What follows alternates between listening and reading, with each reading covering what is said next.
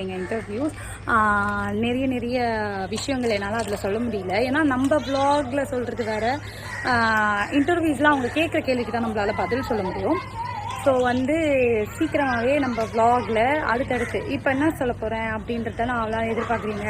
நோண்டிகிட்டே இருக்காங்க, என்னை ரொம்ப நோண்டிகிட்டே இருக்காங்க, பொய் சொல்லி இது பண்ணுறாங்க.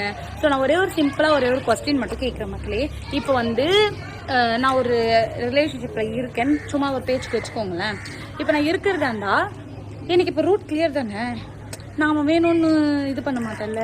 ஸோ இப்போ என்ன பண்ணுவேன், என் ரூட் கிளியர்டா, அப்பா புருஷன் இல்லைடா ஜாலியாக இருக்கலாம் அப்படின்னு சொல்லியிருக்கலாம்.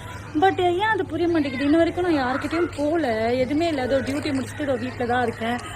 காலைல டியூட்டிக்கு போகிறேன், ஈவினிங் வரேன், ஈவினிங் டியூட்டினா ஈவினிங் போயிட்டு நைட் வரேன், நைட் டியூட்டினா நைட் போயிட்டு காலைல வரேன். ஸோ இப்படி தான் நான் இருக்கேன். என்னை எப்படி தான் பேச தோணுதோ எனக்கு புரியல. ஆக்சுவலி பொய் சொல்லலாம், ஒரு அளவுக்கு சொல்லணும். அடுத்தடுத்த ஆடியோ ப்ரூஃப், வீடியோ ப்ரூஃப் எல்லாம் உங்களுக்கு வரும்.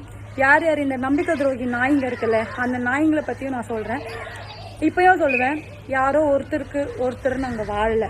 என் பரம்பரை அப்படி கிடையாது, என் குடும்பம் அப்படி கிடையாது, புரியுதா? என் குடும்பத்தில் எல்லாரும் ஒரு புருஷன் ஒரு பொண்டாட்டி அப்படி தான் இருக்காங்க. யாரும் 2 புருஷன் 2 பொண்டாட்டி, யாரும் மாமா வேலை பார்க்கல.